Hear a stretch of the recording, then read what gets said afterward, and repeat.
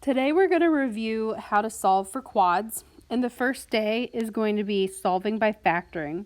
Now we have three methods for solving by factoring, so I did split it up that way. We have a solve with greatest common factor. We have some where a is equal to 1. Whoops. And then down here, we have some where a is greater than 1. So let's go through this. For GCF, it's always smart to look for a GCF because if anything, it could at least make your numbers smaller that you're dealing with. So let's look at number 1. What is my GCF of 3 and 9? What number goes into 3 and 9? That would be a 3. Then you have to look at your x's. Well, I have 2 x's here. I have 1 x here. So how many do they have in common? 1. So that's my GCF. Now I'm going to open my parentheses and actually pull that out. 3 divided by 3 would be 1. I pull an x out. I have 1 left. Negative 9 divided by 3 would be negative 3. I pull an x out. I don't have 1.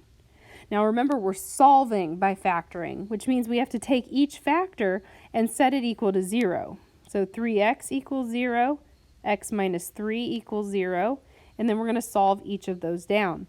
On the first one, I'm going to divide by 3 to get x equals 0. On the second one, I'm going to add 3 to both sides to get x equals 3. So there's your x-intercepts. Go ahead and pause the video. Try number 2. All right, on number 2, you should have pulled out a 4 and an x. 12 divided by 4 is 3. Pull 1 x out, you're left with 1. 8 divided by 4 is 2. Pull an x out, it's gone. Set each of these equal to 0 and solve it down. The first one, I divide by 4 to get x equals 0. The second one, I'm going to subtract 2. Divide by 3, so x equals negative 2/3. All right, when a equals 1, let's review that. So on number 3, the first thing we do, now that we have it in standard form, we have 3 terms. The first thing I do is I draw my 2 sets of parentheses. Okay, so what goes in the first part of the parentheses? That's where we break up the x. So what times what? What times what is x squared? X and x. So I fill that in. On the second part of the parentheses, I'm going to pull the 30 over. Well, what times what is 30? 1 and 30, 2 and 15, 3 and 10, 5 and 6. So now we need to figure out our signs, and we need to figure out which one of these gives us a 7. So we're multiplying to get a negative. If I'm multiplying to get a negative, think of your multiplication rules. What times what equals a negative? Positive and positive is a positive. A negative times a negative is a positive. So a negative times a positive would give me that negative. So we have to have opposite signs. Okay, so if we have opposite signs, which one of these with opposite signs would give us that 7 in the middle when we add them together? 3 and 10. So to get a negative 7 in the middle, which one goes with the negative sign? The 10. So we have a 3 and a 10. So if I checked that real fast, I like to check. I have positive 3x, negative 10x, negative 3 plus positive 3 plus negative 10 gives me that negative 7, so we're good. So I'm going to set each of these equal to 0 and then solve. So x equals negative 3 and x equals 10. Go ahead and pause the video. Try number 4 and 5. All right, so number 4, you should have drawn your 2 parentheses. What times what is x squared? X times x, so fill it in. What times what is 6? 1 and 6, 2 and 3. How do I get a 5 in the middle? Either of those could get me to 5 with adding and subtracting. So let's figure out our signs. So for this one, we're multiplying to get a positive. which means they're either both plus or both minus. We're adding to get a positive. So if I add two negatives together, I still have negative. If I add two positives together, I would have a positive. So we have both pluses. So if the signs are the same, which one of the factors gives me a 5? It would have to be 2 and 3. You can always check it. 2 times x is 2x, 3 times x is 3x, 2 plus 3 is 5. Now I'm going to set each of these equal to 0 and solve it down. So subtract 2 from each side, subtract 3 from each side, x equals negative 2, and x equals negative 3. Okay, if you haven't tried number 5 already, go ahead and do that. Okay, so in number 5, again, draw your two parentheses. What times what is x squared? We have x and x. Factors of 30 we've actually already listed, so you can just pull those down. What are my signs for this one? I'm multiplying to have a positive, but I'm adding to be a negative, which means multiplying to be a positive means we have the same signs. Adding to be a negative means they're both negative. So if they're both negative and I put negative signs all over here, which one of these gives me an 11 in the middle? The 5 and 6. So I fill that in. Set them each equal to 0. And solve. Now, if you don't have a calculator yet, I would highly recommend getting one because we are going to need one in the next couple examples. So one of the things that we were talking about with GCF, look at number 6. Number 6 looks like it would be bigger numbers. However, notice if we look at these three numbers, they all have a 3 in common.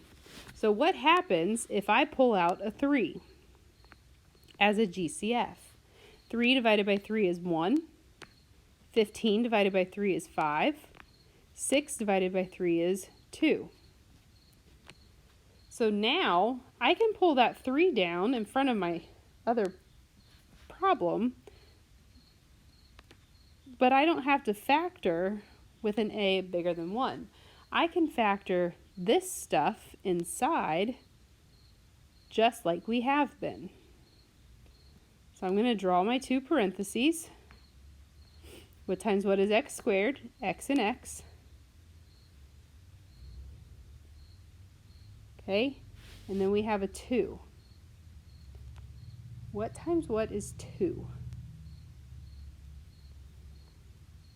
Just 1 and 2. Well, what's the problem on this one? That can't get to a 5 in the middle, can it? Nope.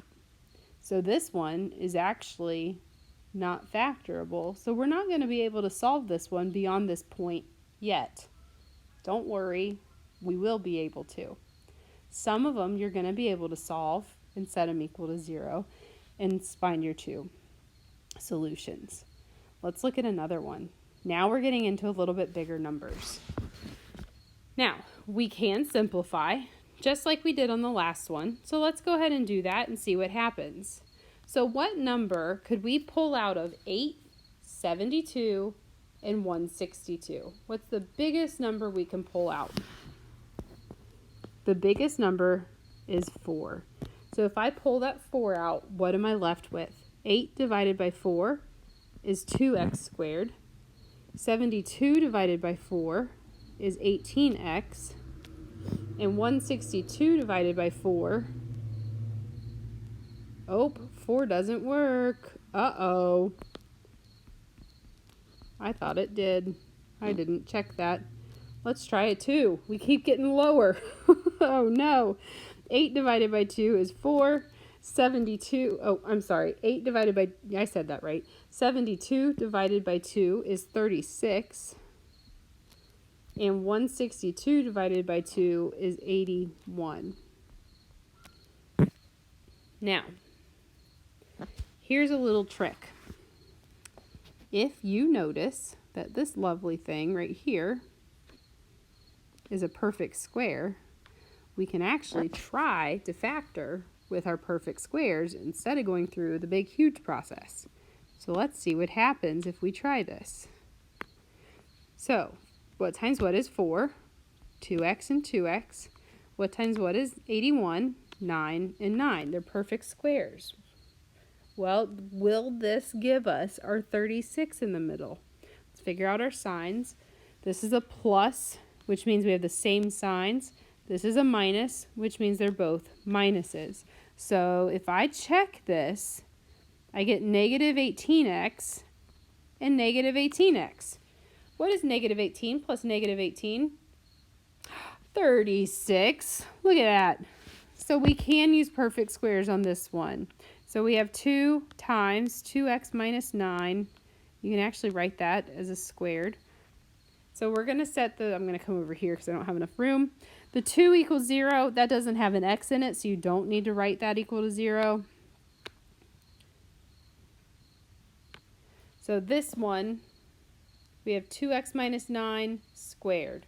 So I'm actually going to write that twice when I'm solving because I want you to see how there are actually 2 solutions from that. That's going to be important when we start graphing polynomials. So I'm going to add 9 to both sides, divide by 2 to get 9 halves, add 9 to both sides, divide by 2 to get 9 halves. So we actually have a double root at 9 halves. That doesn't matter as much yet, but it will down the road. Now let's look at this last one. On this one, I can't pull anything out. So I'm going to have to use my longer method when a is greater than 1. So I prefer the X method. Some people learn guess and check. Some people learn a method called Kung Fu. So whatever method you learned, if it's not what I go over, you can use that method. It's okay. So what I learned is I multiply my first and last term, and this is how I like to teach it because it helps find the exact answer instead of guessing and checking and guessing and checking and guessing and checking. That can be a long process. So I'm going to multiply my first and last term to get 120x squared. Then I'm going to bring my middle term down, and that's negative. My middle term is positive 2x. So I need to come up with factors of 120 that add to 2. So let's list those down here. 1 and 120, 2 and 60, 3 and 40, 4 and 30, 5 and 24, 6, I'm sorry, I just completely botched that. How about, 6 and 20, 7 does not work, 8 works, 8 and 15, we multiplied that. Do I have a difference of 2 yet? Nope, gotta keep going. Woohoo. 9 doesn't work, and then we have 10 and 12. Hey, difference of 2. So I'm going to come up here and I'm going to fill in that difference. So I have 10x and 12x. Now, they have to be opposite signs because they multiply to a negative, but the bigger one needs to be positive because they add to a positive 2. Now that I have my factors split up, I'm going to grab these factors and I'm going to come over here and split up that middle term.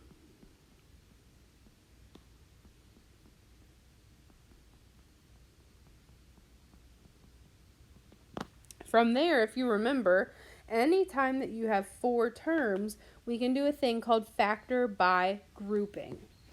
Factor by grouping. So I'm going to group my first 2 together, group my second 2 together, and pull out the GCF of each one. So in the first one, my GCF is negative 10x, which leaves me with negative 10 divided by negative 10 is 1, x squared, take an x out, I have x. Negative 10 divided by negative 10 is 1, take an x out, that's gone, so I have x plus 1. Then on the next one, my GCF, how did I get negative 10x squared? Woo, Woo-wee. This is why I need y'all to correct me as if I was in class. How about 8x? So let's try that again. My GCF is going to be 2. 8 divided by 2 is 2x. Man, it is a morning. Which would be 4x. 10 divided by 2 is 5. X is gone. So on the next one, my GCF is 3. 12 divided by 3 would be 4x. 15 divided by 3 minus 5. So notice these two are the same. So one factor is your GCFs that you pull out. Your other factor is what's left in the parentheses. I'm going to set each of those equal to 0 and then solve. So x equals -3/2 and x equals 5/4. So there's your two answers. Okay. The only other one that you could look for are ones like this. We did one perfect square one. There are perfect squares where there's only two terms. Like let's say we have x squared, x squared minus 25. Okay, this is a perfect square. This is a perfect square. So when there's only two terms, if it's a negative, they're opposite signs, which means your middles cancel.